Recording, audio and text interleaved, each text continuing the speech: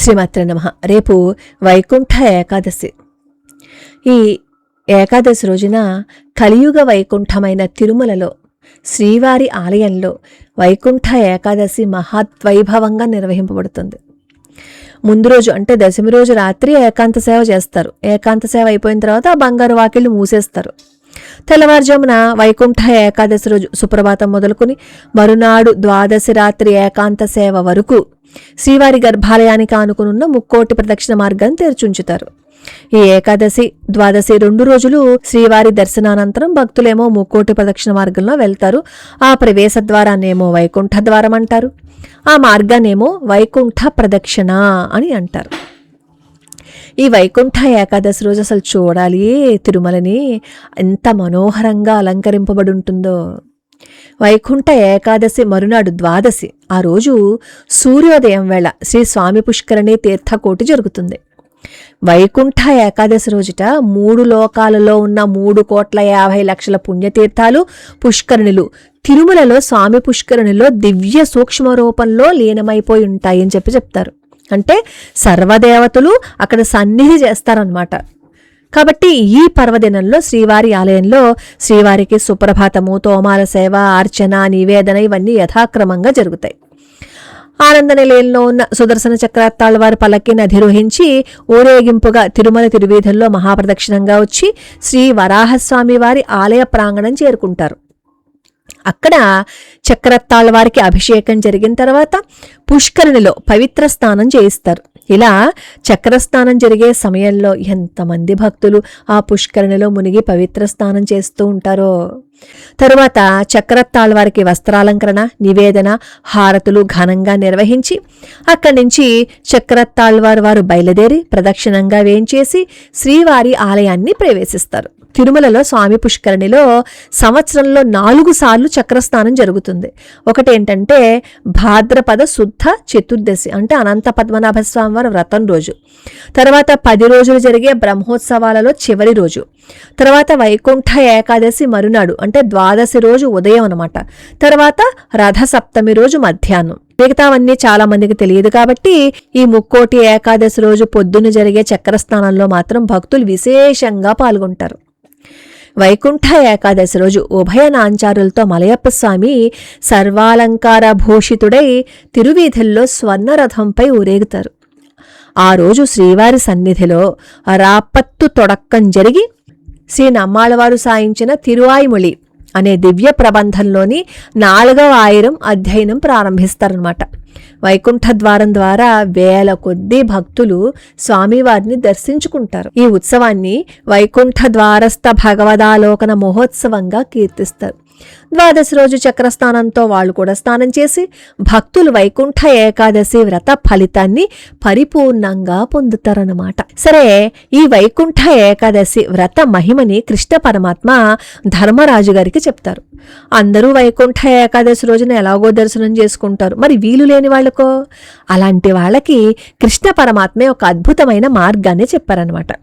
కృతయుగంలో మధుడు, కైటభుడు అనే 2 రాక్షసులు విష్ణువు చేత సంహరించబడి వాళ్ళు చివరి కోరికగా పరమపద నివాసాన్ని కోరుకుంటారనమాట. సరే, ఏదైనా మంచి పనులు చేస్తే ఎలాగో పరమపదాన్ని ఇస్తారు భగవంతుడు, కానీ వీళ్ళు మహాపాతకాలు చేశారే, మరి వీళ్ళకి ఎలాగా? అయినా వాళ్ళు విష్ణువు చేతిలో సంహరింపబడి కోరిక కోరుకున్నారు కాబట్టి విష్ణుమూర్తి నియమ ఉల్లంఘనం కాకుండా ఆ రాక్షసుల చివరి కోరికను మన్నించి ఈ ఏకాదశి రోజున అంటే ఈ మోక్షద ఏకాదశి రోజున వైకుంఠపు ఉత్తర ద్వారాన్ని తెరిపించి వాళ్ళకి మోక్ష మార్గ ప్రదానం చేశారనమాట.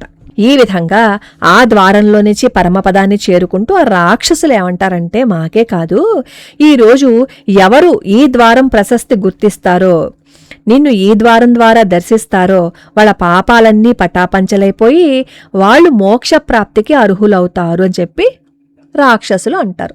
వాళ్ళ కోరికని మన్నిస్తారు శ్రీ మహావిష్ణువు. ఈ ఏకాదశి రోజున ఉపవాసం ఉండాలి. ఈ ఏకాదశి ఏంటి, ఏ ఏకాదశికైనా సరే ముందు రోజు దశమి రోజు ఉపవాసం ఉండాలి, అంటే రాత్రి అనమాట. పగలు మీరు ఒకవేళ భోజనం చేసినా రాత్రి ఉపవాసం ఉండాలి. ఏకాదశి రోజున భోజనం చేయకుండా ఉంటే మంచిది. ఏకాదశి రోజునేమో ఉపవాసం ఉంటారు, పళ్ళు ఫలాలు తీసుకుంటారు. ద్వాదశి రోజున వీలైనంత తొందరగా భగవంతుడికి నివేదన చేసిన ఆ నైవేద్యాన్నే ప్రసాదంగా తీసుకుంటారనమాట. ద్వాదశి పారణతో ఏకాదశి వ్రతం ముగుస్తుంది. ఏకాదశి రోజు, ద్వాదశి రోజు, దశమి రోజు విష్ణు సహస్రనామ స్తోత్రాన్ని చదువుతూ, విష్ణు సంబంధిత స్తోత్రాలు శ్లోకాలు చదువుతూ విష్ణుమూర్తికి దగ్గరగా ఉండాలి మన మనస్సు. ఆ రోజు రాత్రి అంటే ఏకాదశి రోజు రాత్రి అంతా జాగరణ చేస్తారు. జాగరణ చేసి ద్వాదశి రోజు పారణ చేస్తారు. అయితే ధర్మరాజుతో శ్రీకృష్ణ పరమాత్మ చెప్తున్నారనమాట, రాజశ్రేష్ఠ, ఈ మోక్షద ఏకాదశి మహాత్యాన్ని వర్ణిస్తాను విను. దీనిని విన్నంతనే చాలు, వాజపేయి యజ్ఞం చేసిన ఫలితం సంప్రాప్తమవుతుంది, సకల పాపాలను దహించి వేస్తుంది. అంతేకాదు ఆ రోజు దామోదరుని సహిత తులసీదేవిని కల్పంలో చెప్పబడిన విధంగా పూజించాలి. దశమి రాత్రి, ఏకాదశి నాటి రాత్రి నియమాలను ఇంతకు పూర్వం చెప్పిన విధంగానే ఆచరించాలి.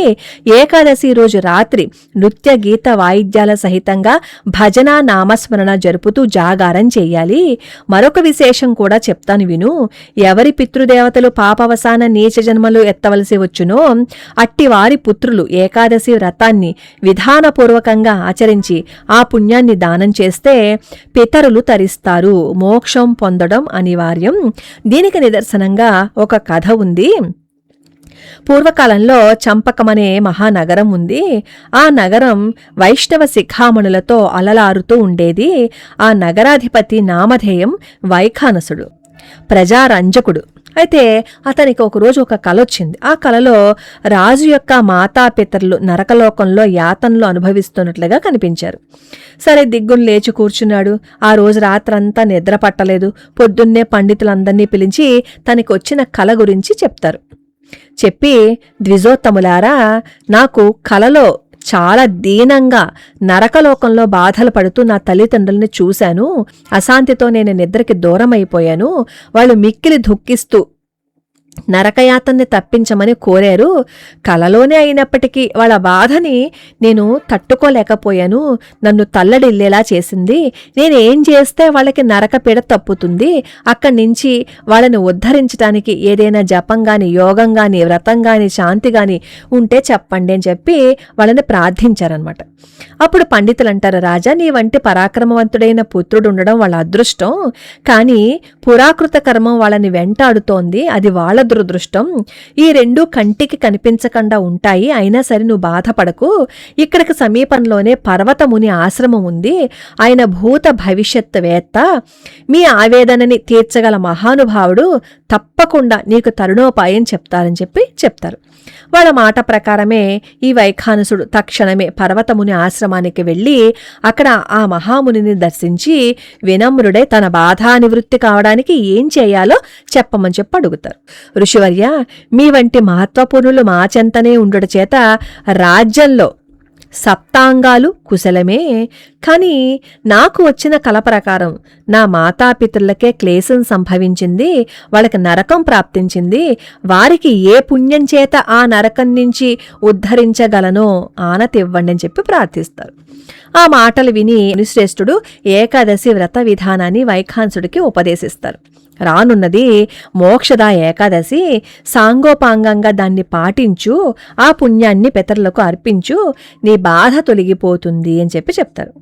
పర్వతముని ఆదేశం ప్రకారం తూచా తప్పకుండా ఏకాదశి వ్రతాన్ని ఆచరించిన వైఖానసుడు పుణ్యం ధారపోసి తన మాతాపితరులని నరక బాధ నుండి తప్పించాడు. కాబట్టి యుధిష్ఠిర, కళ్యాణప్రదమైన చింతా విదూరకారకమైన ఏకాదశి వ్రతాన్ని శ్రద్ధాభక్తులతో ఎవరు ఆచరిస్తారో వారి పాపాలు నశించి మరణించిన తర్వాత మోక్షాన్ని పొందుతారు. కాబట్టి ఇది మోక్షద ఏకాదశి అని పేర ప్రసిద్ధమైంది. ఈ ఏకాదశి చింతామణి వలె సకల కోరికలను నెరవేరుస్తుంది. ఈ వ్రత మహత్యాన్ని విన్నా చదివినా వాజపేయ యాగం చేసిన ఫలితం వస్తుంది అని దేవకీనందనుడే వివరించారనమాట.